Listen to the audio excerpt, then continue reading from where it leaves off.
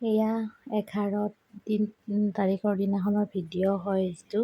ৰাতিপুৱাই মোক হস্পিটেলত আগদিনাখন 10 তাৰিখে এডমিট হৈছোঁ।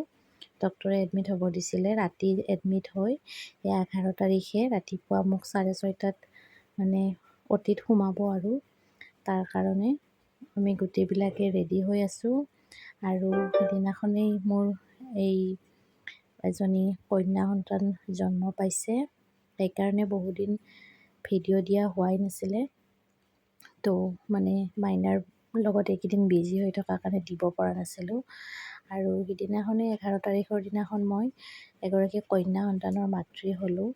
তো সকলোৱে তাইক আশীৰ্বাদ কৰিব যাতে তাই ভালে কুশলে থাকে আৰু এজনী যাতে ভাল মানুহ হয়, ডাঙৰ হৈ। এয়া সিদিনাখনৰ অ'টিত নিয়াৰ ভিডিঅ' হয়। 11 তাৰিখৰ দিনাখন সকলোৱে আহিছিল। সিদিনাখন মাহঁতো আহিছে মোৰ আৰু হাজবেণ্ড আছিল। এয়া বেবীজনী কন্যা সন্তানৰ মাতৃ হৈছিলোঁ। আজিলৈ বাই বাই।